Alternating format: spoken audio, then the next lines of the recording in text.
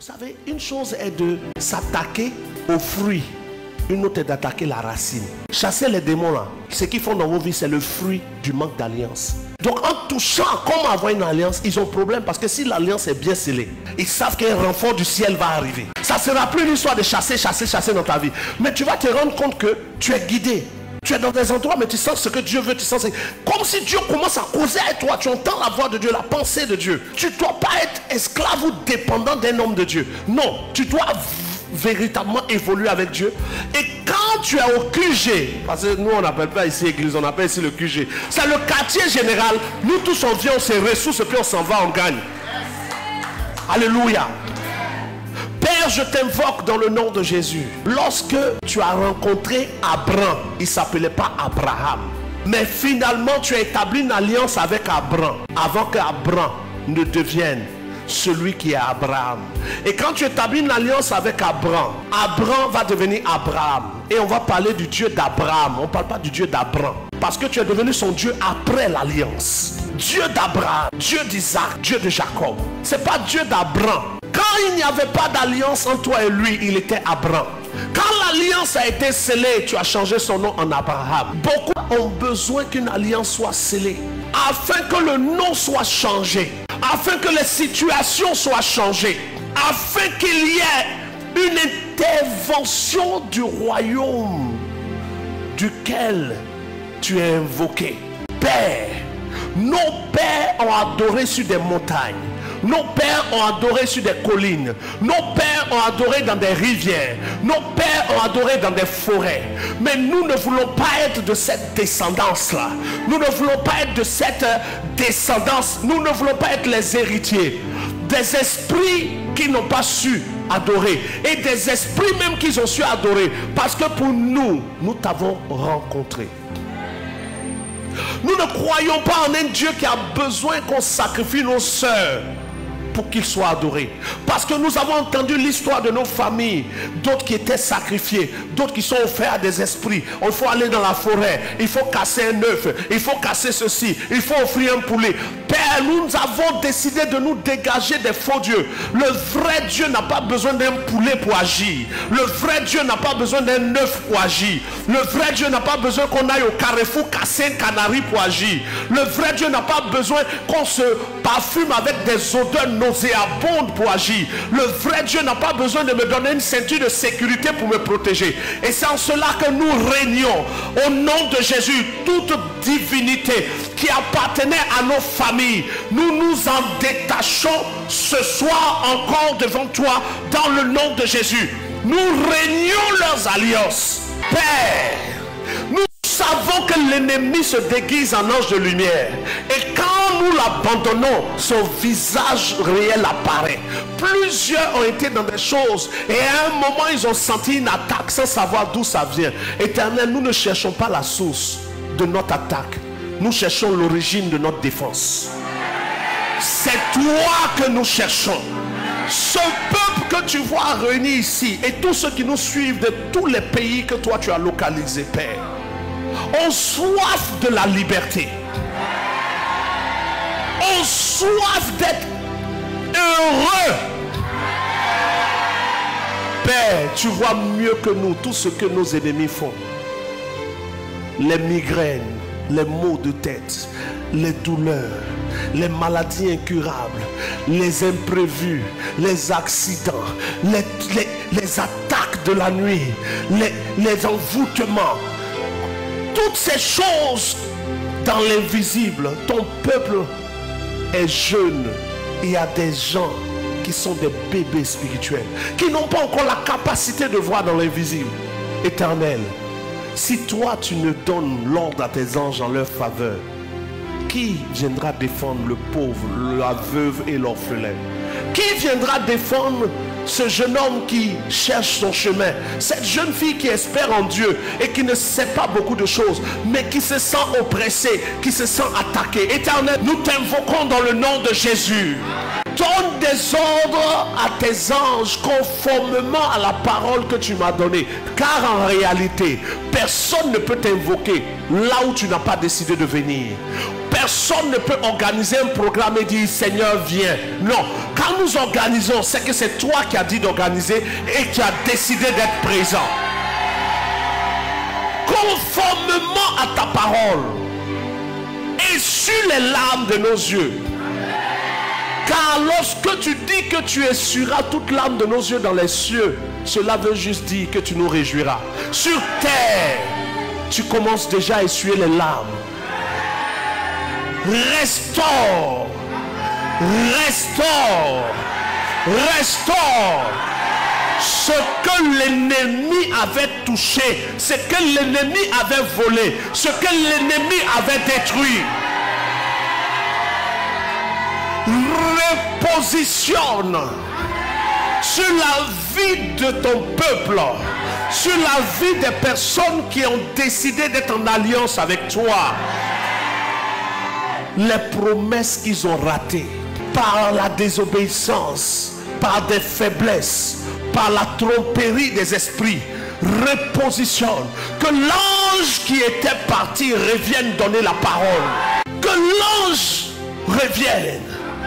Lorsque la maman de Samson a reçu la visitation de ton ange et qu'elle allait dire à son mari a dit ceci: si vraiment un ange est apparu, que l'ange qui t'a apparu revienne encore une fois. De la même manière que les anges qui sont partis parce qu'il y a eu des erreurs, des ratés dans la vie de quelqu'un, que ces anges reviennent au nom de Jésus. Qu'il y ait un retour de la source qui a tari. Qu'il y ait un retour du fruit sur l'arbre qui avait séché. Afin que le Père soit glorifié dans les fils. Car assurément, Père, comme tu me l'as dit, ce n'est pas la Bible que les gens vont lire pour croire en toi. Nos vies sont le message que les voisins doivent voir. Nos vies sont le message que les collègues doivent voir. Nos vies sont le message que la famille doit voir. Nos vies sont le message. Tu dis ceci, Père: je n'écrirai plus sur les tables de pierre, mais j'écrirai sur les tables de chair sur vos cœurs. C'est moi, c'est toi, c'est elle, c'est lui que les gens doivent voir, que les gens doivent lire et confesser que tu es vivant, confesser que tu es puissant, confesser que tu es vivant, tu es réel. Que ton règne paraisse. Qu'il y ait une nouvelle saison qui s'ouvre maintenant. Qu'il y ait une saison de victoire. Une saison de domination sur les principautés, sur les autorités, sur les esprits méchants dans les lieux célestes.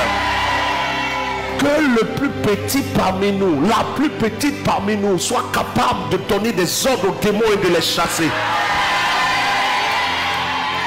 Que le plus faible parmi nous soit davantage fort au nom de Jésus.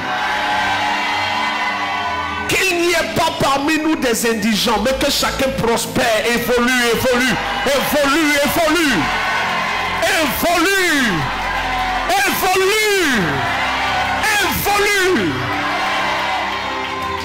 Car le Dieu que nous avons choisi, c'est toi. Et toi, tu es celui qui plante la graine et l'arbre sort. Tu es le Dieu qui pose un acte petit, mais tu vises grand. Que la sémence de Dieu en toi commence à germer. Que la sémence de Dieu en toi paraisse au nom de Jésus. Que la gloire de Dieu qui a été longtemps couverte par un drap sur ta vie, que ce drap soit déchiré dans le nom de Jésus. Car on n'allume pas une lampe pour la cacher, mais on la met en haut pour qu'elle brille. Je dis que Dieu te positionne haut. Que Dieu te positionne haut. Que Que celui qui est au-delà de la hauteur t'emmène dans les hauteurs. Afin qu'on dise, oui, son Dieu est vivant. Son Dieu existe. Afin que toute langue confesse que Jésus-Christ est Seigneur à la gloire de Dieu le Père. Jamais le nombre n'a déterminé la victoire ou la défaite. La victoire ou la défaite ont toujours été déterminées par l'entité qui marche avec toi. Ils étaient 300 avec Gédéon. Ils ont vaincu 27 000. Comment ils ont fait ça? Il y avait une entité avec eux. Ils n'étaient pas beaucoup. Ils étaient autour des murs de Jéricho. Mais quand Michael est descendu, les murs ont tremblé. La faveur de Dieu fait descendre dans ta vie un renfort d'ange au nom de Jésus. Un renfort d'ange qui vient du Dieu qui a envoyé Jésus-Christ de Nazareth. Au nom de Jésus. Et les portes du séjour des morts ne prévaudront pas sur toi au nom de Jésus. Je bénis ton nom, Père, pour ce départ.